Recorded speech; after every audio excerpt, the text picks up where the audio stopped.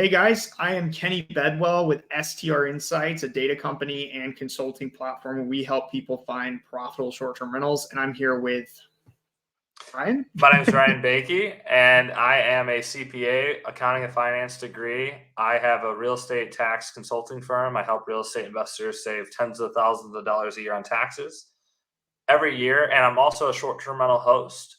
So I understand the numbers and I can communicate with you guys effectively.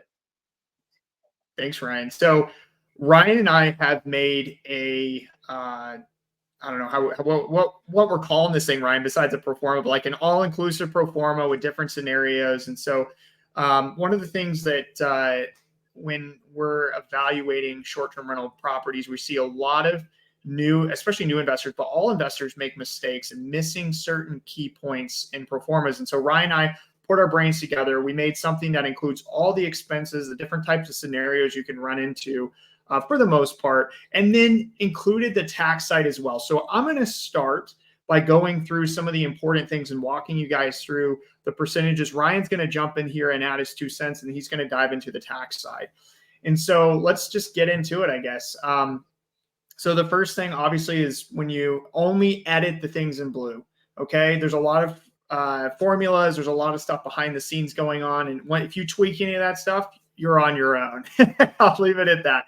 But so we start out with purchase price, closing costs obviously vary. Sometimes this is just estimated, guys, and that's okay. So put in what you think your percentage is going to be for that.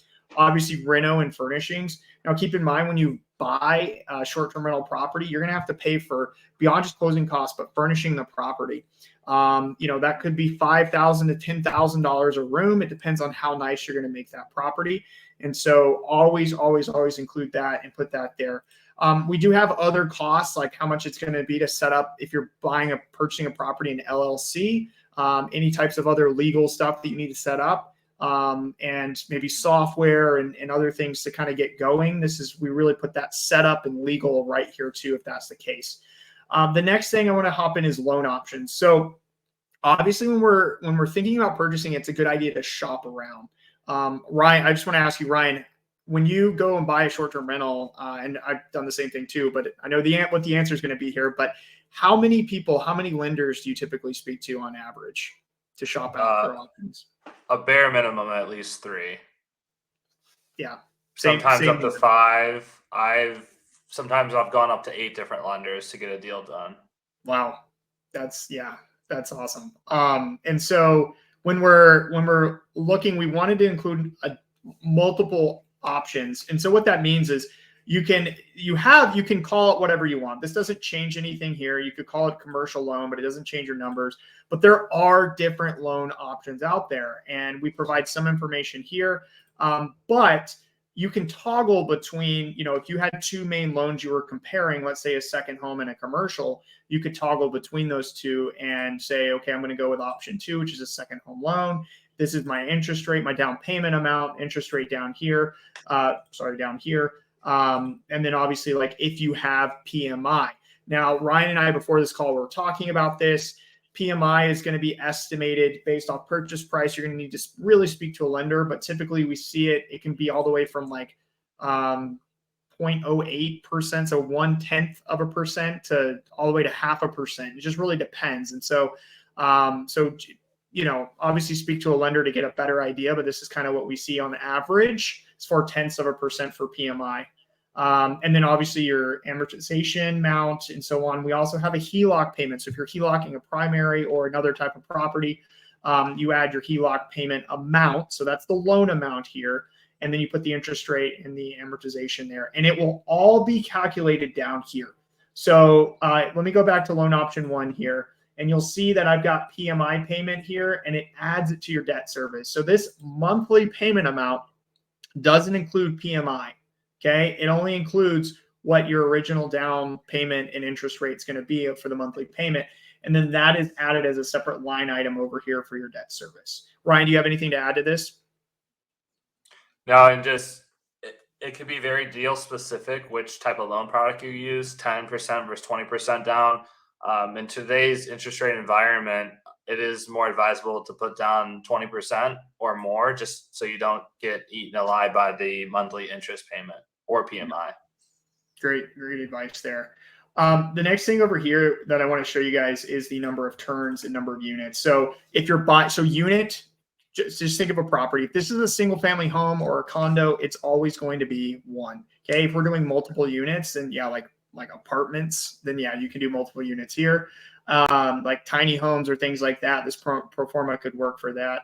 Number of turns. So this is, how many guests or, like the bookings per month on average and what that looks like. We've also have a yearly maintenance. So if you're buying a single family home, you're going to have to maintain it. Things are going to break. And so what is that typically? Newer homes, it might be 2%. Older homes, it could be 5 to 7%.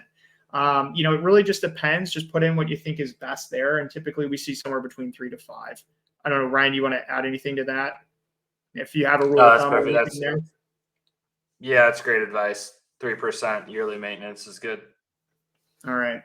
So to calculate revenue, we have found that it's best to do so on a range. I have not met a single person who's nailed 100% what the revenue for a short-term rental property has been. And I mean, when I say nailed it, I mean 100% dead on. Like it's going to make $100,000 and then it made $100,000.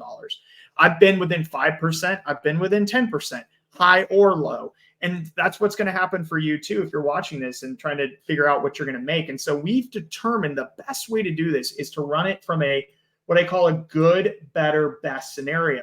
So what is it kind of in the worst case scenario and what's in the best case scenario and then your middle. And this will protect you because you'll be able to weigh your risk from the worst case all the way to the best case. So the way we calculate this is just change the ADR and the nights booked. So that makes up your occupancy rate. So don't change the occupancy rate, just change your nights booked.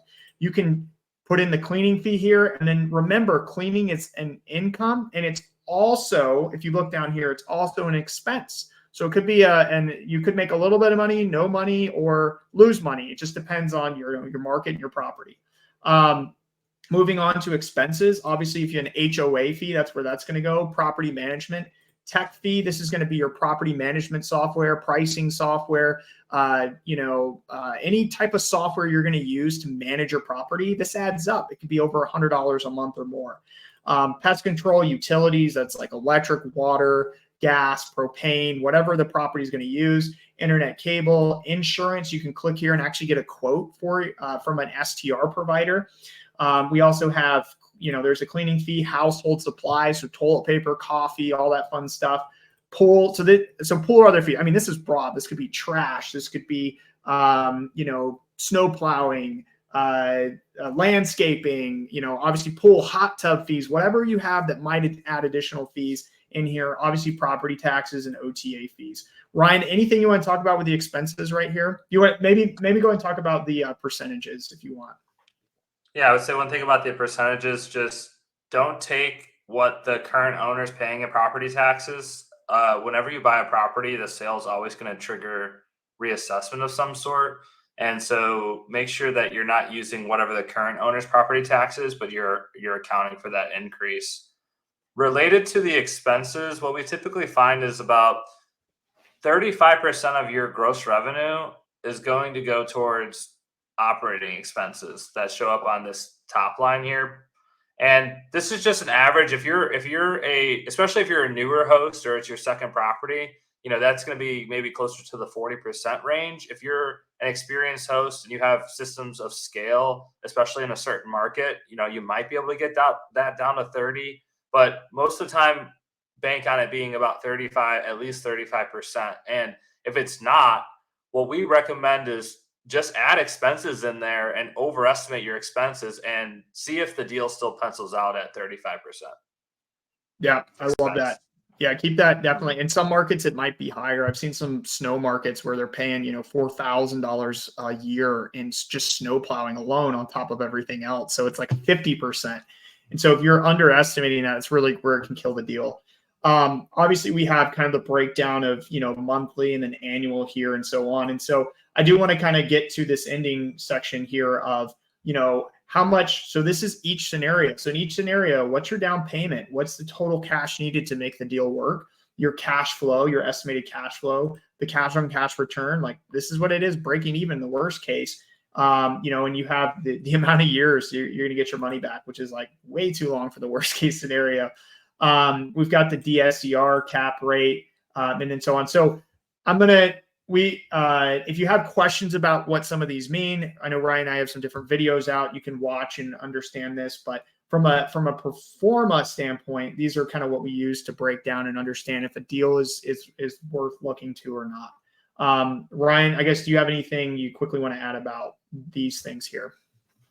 Yeah, I mean, for people growing their portfolio, that break even in years is going to be super important because that's going to represent how quickly you're getting your cash back from that deal and Yeah. putting it towards the next property. Typically, I don't want to see more than a 7-8 year break even on short term rentals. I mean, if you're shooting for 15, 16% cash on cash in today's environment, that's typically the break even that you're going to get is about 7 years. Yeah, yeah, I like that. And keep in mind, this is the best case scenario. And for me, looking at a deal, if this was the deal, I don't know what all the numbers, well, I guess 750 purchase and some of the other terms, but if I was looking at this, for me, this is in the best case scenario, the break even is 7 years. That's kind of risky to me. If that's the best case scenario, and worst case is I break even, I mean, most people take that as a win, but in reality, like for me as an investor trying to grow my portfolio, maybe this isn't the best deal, but to each his own, and we each have our own goals. And so there's other advantages. And that's what I want to kind of transition to and let Ryan kind of take away is the tax side. So what is this tax assumption box and how do people use this, Ryan? Yeah, so this is going to be related to the tax benefits that you get by investing in short-term rentals. And before I go into this, there's a very helpful link that over to the right that is going to teach you exactly how you can qualify for this benefit. So highly recommend taking the 12 to 15 minutes that it takes to watch that video and fully understand how do you actually qualify for these benefits. So scroll over to the left just a bit. And going through this, first you're going to select your filing status. So it's either going to be single or married filing joint. What that does is that changes your tax bracket a little bit. If you're married filing joint, you just have a lower tax bracket than somebody who's single. W-2 or business income, that's going to be the total net income that you expect to make that year in your business or in W-2. Net income. Total rental income for all properties, this is going to be the net income that you make on this particular property. So you could plug in whatever you think you're going to make in net cash flow, plus any other rental income from other properties that you might have.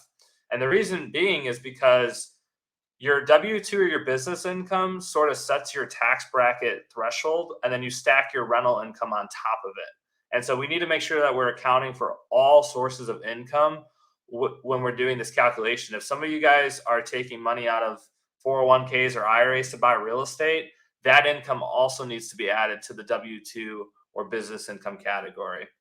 Going down just a little bit, we've determined that certain markets provide more tax benefits than others. And so we've kind of listed the market general here. We have a lake, city, beach, mountain market. I have seen in the past, this is what these markets typically provide in the form of tax benefit. Your mileage may vary depending on your specific property. And we have more training videos and resources to figure out how much tax benefits you can get for that specific property. But this is going to give you a good generalization of what you can expect to get in tax benefits. So you have, scroll over to the right. So once you fill out those criteria in blue, it's going to give you to the far right, it's going to give us, you have your cash on cash return at the top.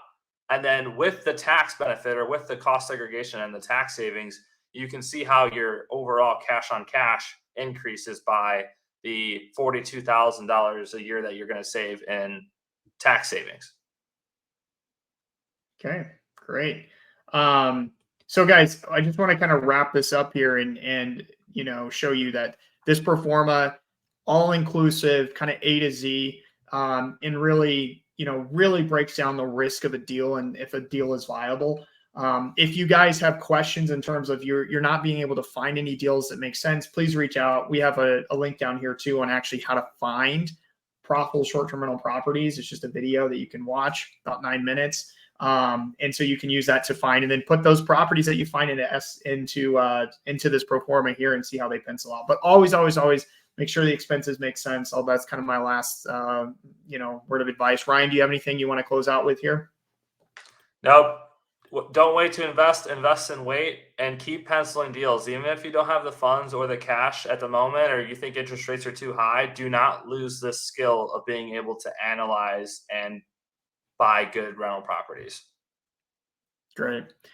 Hope you guys enjoyed this. Please reach out to either myself or Ryan if you guys have further questions about this performance, and watch our videos too for further explanation. So hope you guys have a good rest of your day.